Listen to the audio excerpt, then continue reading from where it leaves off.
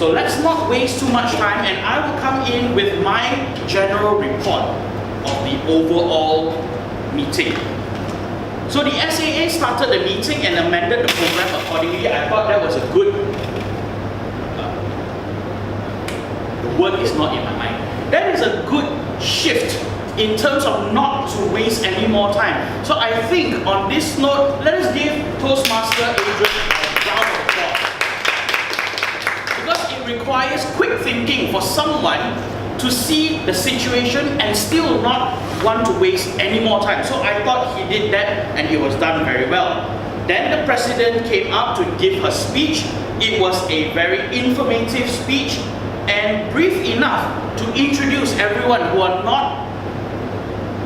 who is not really familiar with pathways and what it's all about. So you have created a little bit of an inquiry in them, and that, for those of you who do not know what pathways are, any of the Toastmasters, especially the senior ones, will be more than grateful, will be more than, why am I? My R counter is getting up, racking up really. I had 0 just now. Will be more than willing to help you understand pathways. Next up came the table topics. It was interesting, and the concept of getting people to come up was really good in the sense that you actually gave free gift. I'm giving you free pencils to come out and do a table topics. I thought that was wonderful. Although it is not something that is practiced, it does bring a lot of childhood memories, because when we were young, right, we will make trades like that. I give you this eraser, you give me that pencil kind of thing. So now you are asked to come out, you give me a speech, I give you a pencil. So I thought that was really interesting. I think we should bring that up to some other clubs. Prepared speeches, there was a good mix of people who were doing the old path as well as those who are actually embarking on the new pathways. I thought today I have witnessed some interesting speeches, and I definitely am going home inspired to also start my pathways. I have not started yet. Now there are some particular strengths of this club. First off, you maintain a very comfortable setting. I have come to this club more than 3 or 4 times. I think definitely about 10 times. And I have enjoyed myself every time I come here. Today, actually a few days ago, SY decided to message me and said, Seki, you've been to our club a lot. You've never become a general evaluator. Can you become a general evaluator? Without hesitation, I said yes. Because I believe that this club wants to improve, and I will do my best to bring this club to the next level.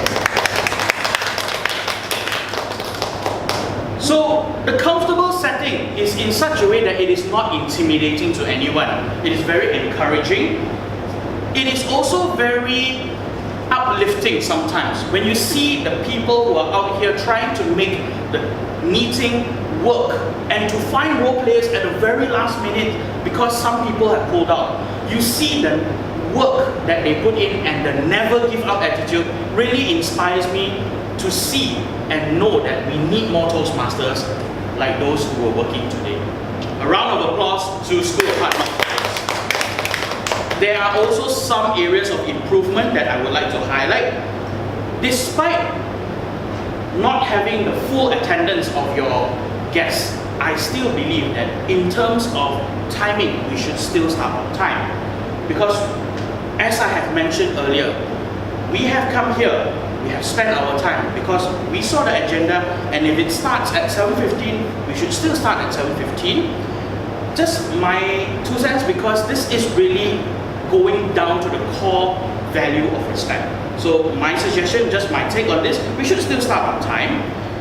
The Toastmaster of the evening can introduce the role players by first inviting them to stand up and tell them about the role that they're playing. For example, if I were to be the Toastmaster evening, I would say, let us put our hands together to welcome our timer for the day, CC Chicheng, to explain her role. And what she does. And then move on to the R counter, the grammarian, and the general evaluator. Because there are some guests today, we should explain all the roles like this. And it's also good for those guests to know what's actually happening. Otherwise, it's just introduction, then they will say, how come these 4 people get to introduce themselves and I get to introduce myself at a later time, right? So it should be done in a more professional way. I would say just make it known why we are explaining in the first place. Next up will be the table topic evaluation. Really?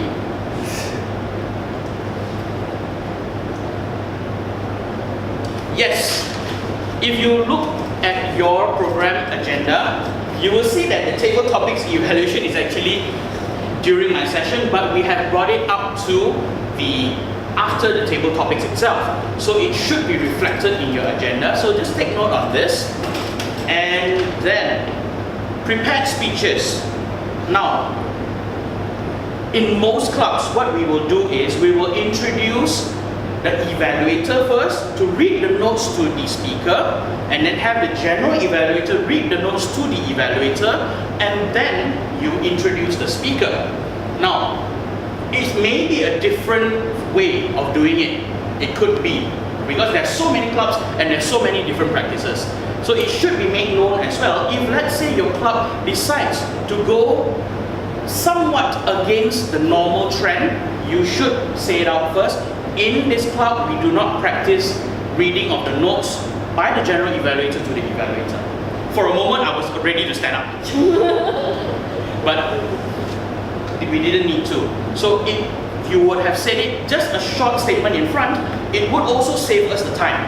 Alright? So that's something to look into. I have already feedbacked on all the speech evaluators, and as a general evaluation and some recommendation for this club, it is important for whoever to come up that you should applaud, because applauding is something that doesn't require money. You don't pay someone to come up to speak in front, but the least you should do for them to impart their knowledge or impart a message to you is by giving them some applaud, not only to encourage the person, but to also tell them that I respect your decision to do this, and I want to take home something from you as well. So applauding should be more encouraging. So have it more often and have it until they actually take their seats.